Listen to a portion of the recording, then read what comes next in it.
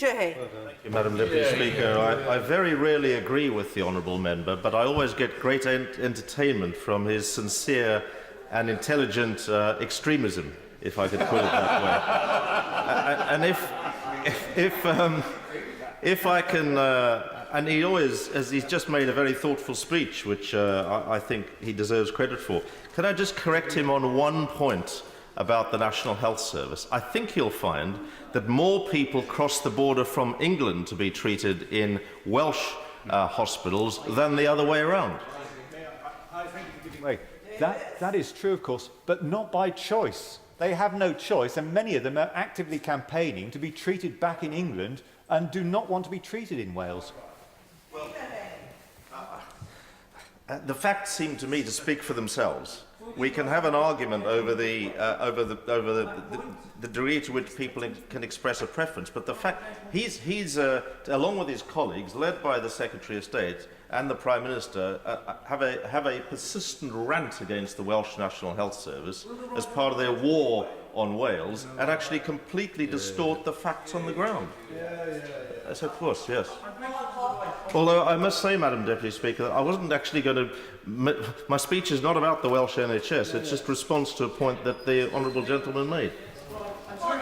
I wasn't going to respond, but I can't let that stand. My constituents, I have thousands of constituents who live in England who want passionately to be treated by the English NHS according to the rules and the rights they have in law. They're forced, because their GPs based in England are registered with the NHS in Wales.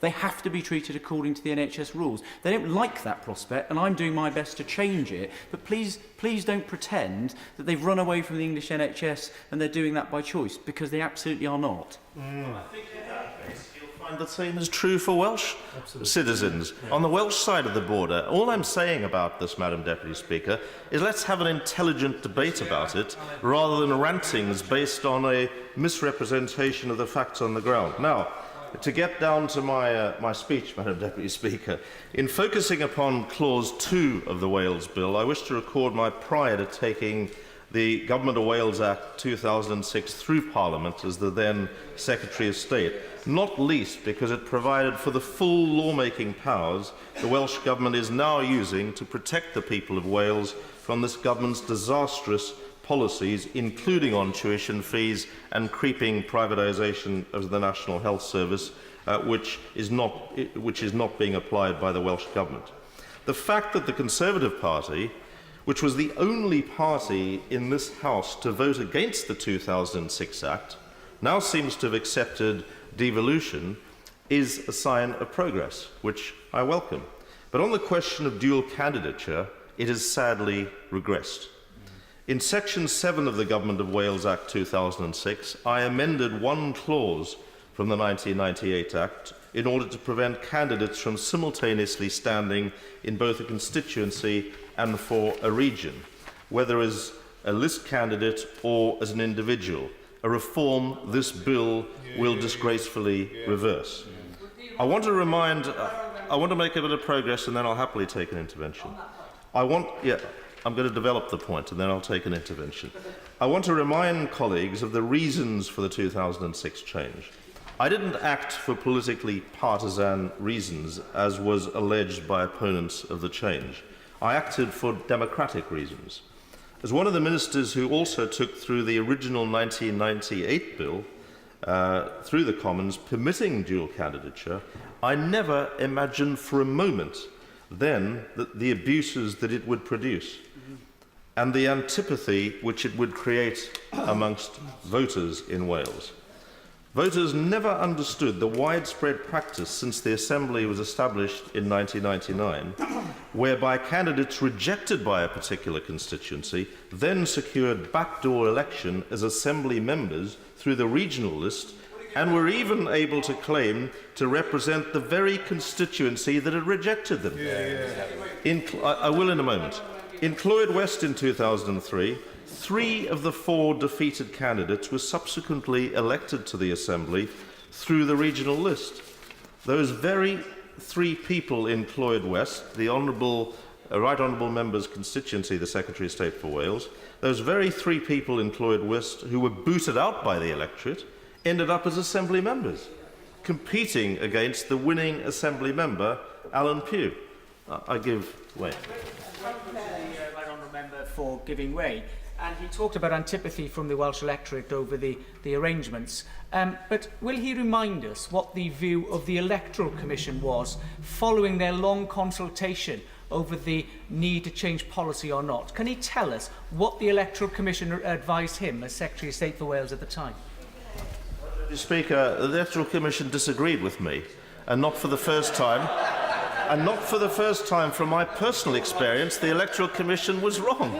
I give way to...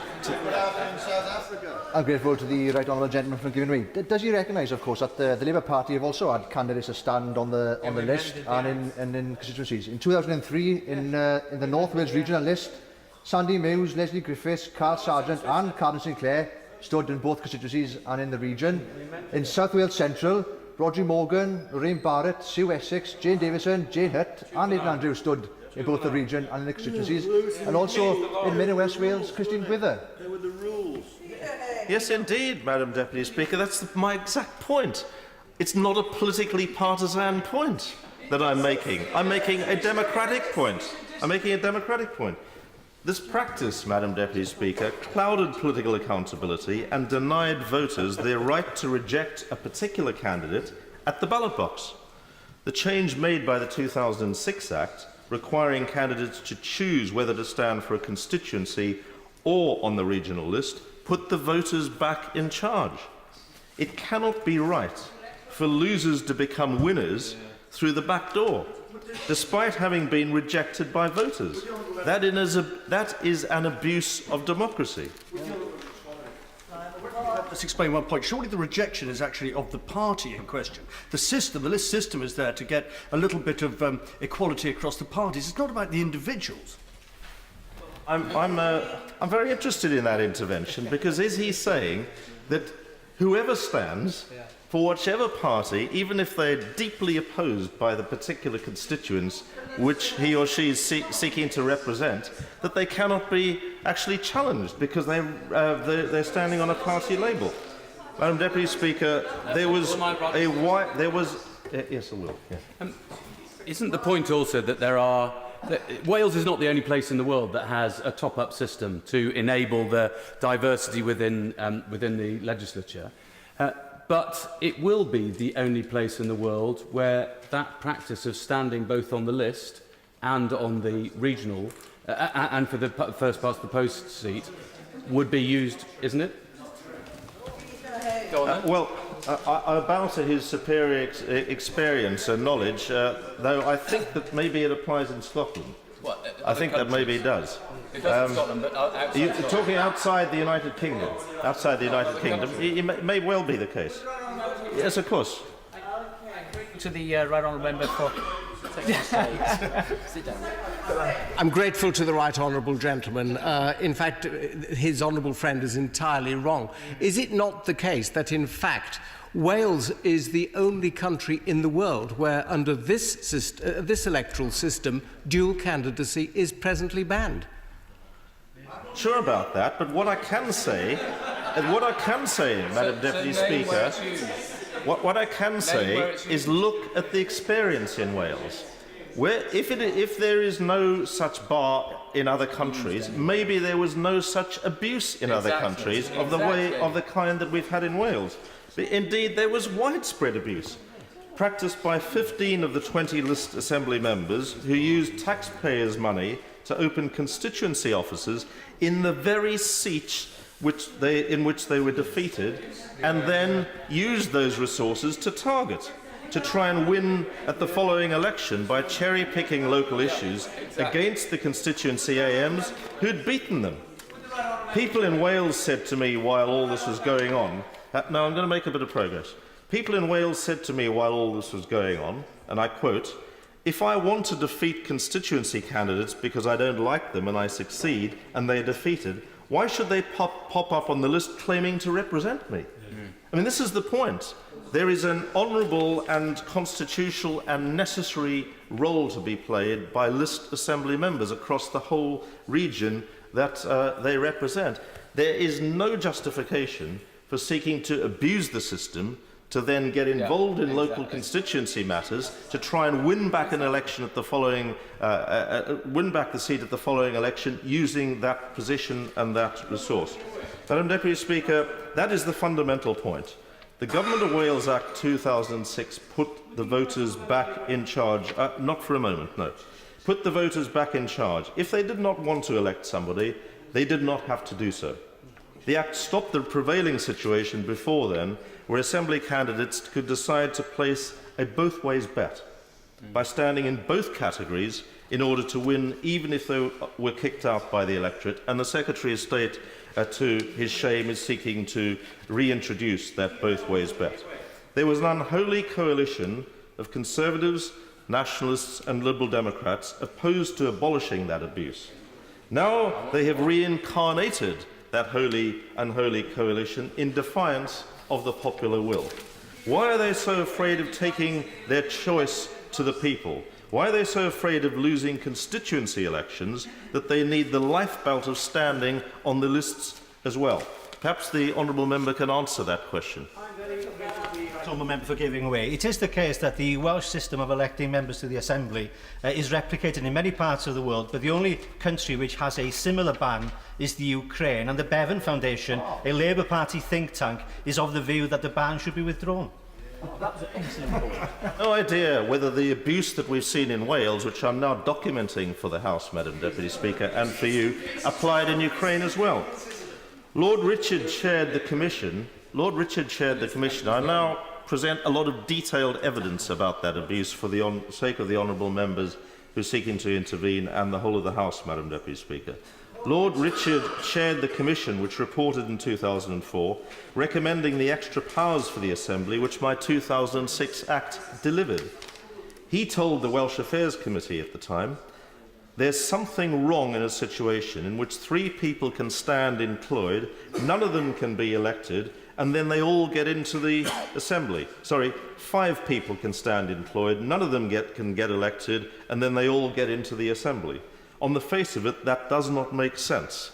I think a lot of people in Wales find that it does not. That's not me speaking as a former Secretary of State who banned the abuse. That is Lord Richard, who carried through an eminent report.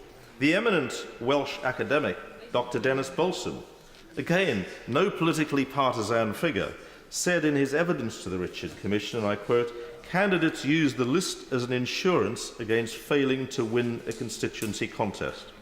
This dual candidacy can also confuse the electorate, who may wish to consciously reject a particular candidate only to find them elected via the list. It should remain a basic democratic right not to elect a particular candidate or to be able to vote a member out. This is a right that the government and supported by Conservatives and members of other parties in Wales are seeking to deny the electorate of Wales that right, to reject a particular candidate. And I don't think that's democratically defensible. Yes, of course. I'm listening to him follow the argument. I really don't follow it at all. When you get a ballot paper in a first-past-the-post election, you have to choose a candidate. You have to vote for somebody. There isn't an option to say, I don't like this person and cast an anti-vote. So this idea that people vote and vote against somebody, I just don't follow. They're choosing to vote for who they want to represent them in the Assembly or in Parliament. I don't follow his argument. And Deputy Speaker, I don't know what happens in the Forest of Dean, but in every other constituency, if you lose, you lose. Yes, exactly. If the electorate rejects you, if the voters vote against you, you lose. You don't find yourself parachuted back in via another route into the Assembly, in this case, from which the voters have actually barred you from representing. Will he give way? Yeah, of course I will, yes. Cheryl Gillett. Giving way, because it was indeed he and I that sparred across the dispatch boxes on this very subject. But I think he has a selective memory when it comes to the Richards Commission, because as I recall it, Lord Richards not only objected to the list system, but recommended that there should be 80 AMs, and that Wales should move to that system and employ the single transferable vote, neither of which suggestions the Right Honourable Gentleman chose to take up. I think that's almost proof that the direction he took it was indeed, in fact, partisan. But wait a minute, Madam Deputy Speaker. Far be it from me to question whether the Right Honourable Lady was in order with that point, but the questions of numbers of Assembly members and electoral proportional representation system is not within this bill. Nothing to do with this bill. What is in this bill is restoring the ban on the abuse of dual candidature, which was in the 2006 Act, and it's that point that I'm addressing. I'll give way to my honourable friend. I thank my honourable friend very much indeed. Would he agree with me? It's a very telling comment that's tucked away in the impact assessment produced by the government, which says that the reason that smaller parties want a change in the dual candidacy rule is because, and I quote, they may have a smaller pool of high-quality candidates. Well, I couldn't possibly comment, but since the government says that, then maybe it's true on this occasion. Madam Deputy Speaker, Lord Carlisle, I've quoted a Labour figure, Lord Richard, supporting my case. I now quote a Liberal Democrat. Lord Carlisle, the former Welsh Liberal Democrat leader, said in June 2005, and I quote, "Many in Wales will welcome the removal of the absurd dual candidacy opportunity. And that he told the House of Lords on the 15th of June 2005. In the same debate in the Lords, the former Conservative Secretary of State for Wales, Lord Crickhowell, said that and I quote, "the present arrangements are really pretty indefensible." So we have a Liberal Democrat, a former Labour member, and a Conservative former Secretary of State all agreeing with me, Madam Deputy Speaker.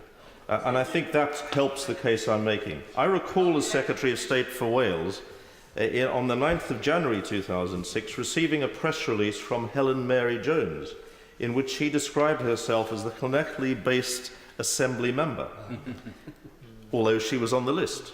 In it, she complained about money spent on a hospital in Carmarthen instead of one in Llanelli.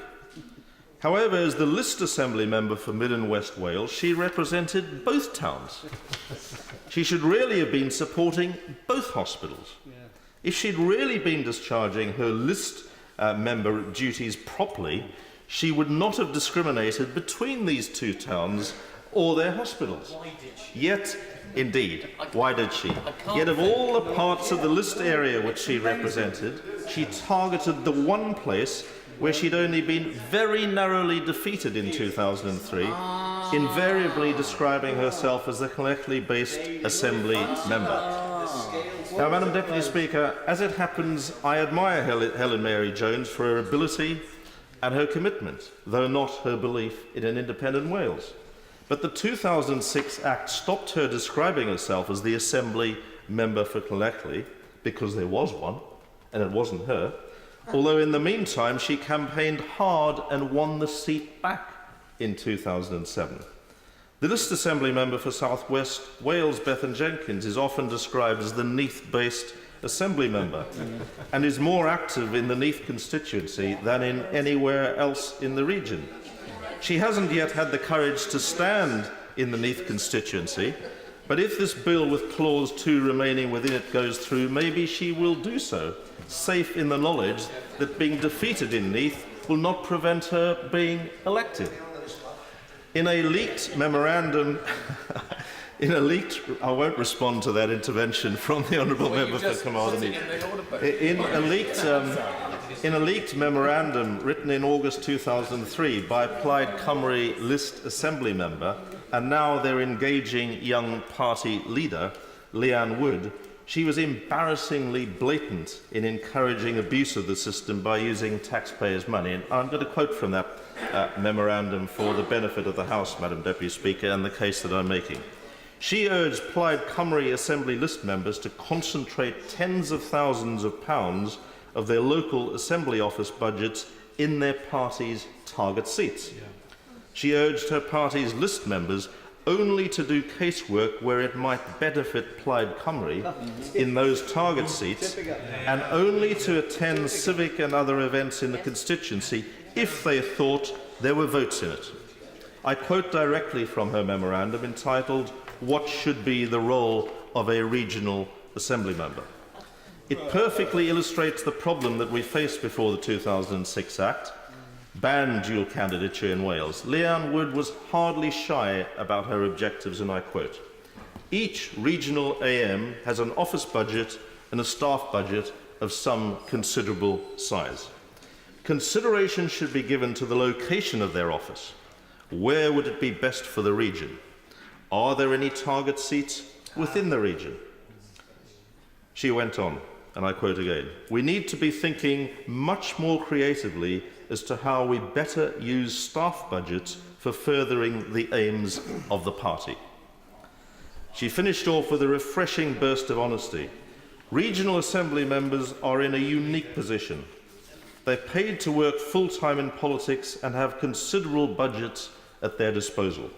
They need not be constrained by constituency casework and events, and can be more choosy about their engagements, only attending events which further the party's cause. This can be achieved by following one simple golden rule. On receipt of every invitation, ask, "How can my attendance at this event further the aims of Plaid Cymru?" If the answer is very little or not at all, then a pro forma letter of decline should be in order. She's standing in the ronda. Madam Deputy Speaker, I could not have presented my case better than she revealingly did. With my right honourable friend away. Indeed. I'm absolutely astonished at what I'm hearing from my right honourable friend. Would he, like me, welcome an intervention from the two Plaid Cymru members present to distance themselves from this startling abuse of taxpayers' money? Well, that's not a matter for me, Madam Deputy Speaker, but I take his point with acclamation. They are exceptionally silent. I thank the honourable friend for giving way. But isn't this case substantially weakened because nobody seriously believes that Leanne Wood's going to be party leader for much longer? Well, I think I'll move on from that point. Great respect that I have for my honourable friend. Madam Deputy Speaker, all the arguments and evidence that I've cited here for the House this evening demonstrate conclusively that the ban was not partisan, but instead enhanced democratic standards amongst Welsh Assembly members. Yeah. Indeed, I reminded the House that there were 6 Labour Assembly members, including 3 ministers, who in the 2007 Assembly elections would be defeated by a swing of 3% against them, a very small swing. They no longer would enjoy the safety net of the regional list. 2 of them subsequently did lose. The reform affected Labour candidates just as it applied to candidates of other parties. Surely, I think I really ought to conclude my remarks, Madam Deputy Speaker. Surely the principle behind the 2006 Act is right, namely that candidates must make their choices, then voters will make theirs. Yeah. My right honourable friend, the member for Torfaen, also a former Secretary of State, put it well in a debate on the bill in January 2006, and I quote, "The additional member system that we have as a result of the 1997 settlement is fundamentally flawed. People do not understand it. They do not understand how an individual can stand in 2 ways for the same body on the same day in the same election and be defeated, then get elected a matter of an hour or 2 later.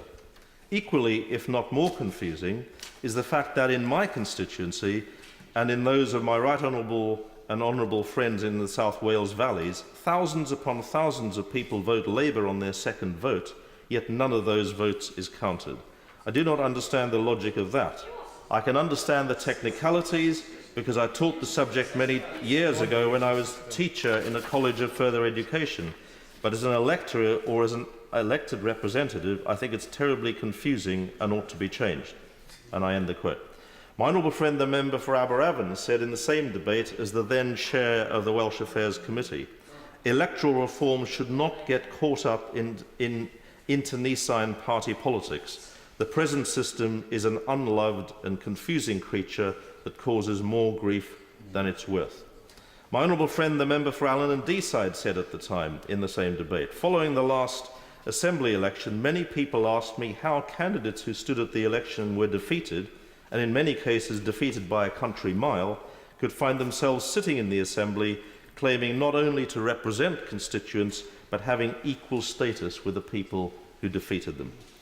How would we feel if a third of this chamber, and he was referring to this chamber, were made up of candidates that had stood against us and then appeared on the list? They would not have come up with such a system even in North Korea, although I confess to having come up with it as a Welsh minister in the 1998 bill. And I carry on quoting, once getting into the Assembly via the back door, these characters spend much of their time cherry-picking issues and targeting seats that they or their party are looking at for future elections. Madam Deputy Speaker, these are some of the reasons why I introduced the bar on dual candidature, and I think it's astonishing that the Secretary of State, for narrow party reasons, to assist his own members in his own party members in Wales and those of other parties who've complained about the ban, to do so for those partisan reasons. After the 2006 Act banned dual candidature, these well-known democratic abuses which had occurred before then were not repeated, and I find it astonishing that the Secretary of State is now reinstating a regime which brought democracy in Wales into such popular disrepute. If he persists, nevertheless, I hope that the House of Lords will delete Clause 2. Madam Deputy Speaker, can I just pick up briefly on one earlier point, which was the exchange I had with the Secretary of State, a very interesting exchange, which I will read about in Hansard very carefully afterwards. I was not at all convinced by his answer. Indeed, I remain very concerned on this question of income tax devolution, that Wales will be cut adrift from richer parts of the United Kingdom and will lose out. There are lots of warm words about indexation, but I don't find the answers that we've been given or the references in the associated financial documents at all compelling or convincing. I respect the Holtham Commission, I respect Gerald Holtham, and I understand his points about indexation, but I don't trust a Conservative-led Treasury to honour those commitments that the Holtham report made. I don't see either, and by the way, I would be more reassured on this, and I think this is a cross-party point, because all of us want to see Wales doing as best we can. I would be much more reassured about this if embedded in the legislation was some very clear and absolute commitment to continue to benefit, regardless of income tax devolution, from the wealth of the rest of the United Kingdom, because my politics comes from a belief in fairness and the redistribution from richer to poorer regions and from richer to poorer individuals. And I do not see how tax accountability, which the Secretary of State exalts, can be a two-way bet. I don't see how, having devolved income tax, and in the name of giving the Assembly great accountability to local voters, the local voters' accountability, according to him, trying to reassure me, can then be protected by some kind of indexation which undermines that accountability, which makes me even more suspicious of it. So, Madam Deputy Speaker, I will be extremely sceptical, if not opposed to income tax devolution, until I'm absolutely sure that Wales will not lose out for the reasons I've described.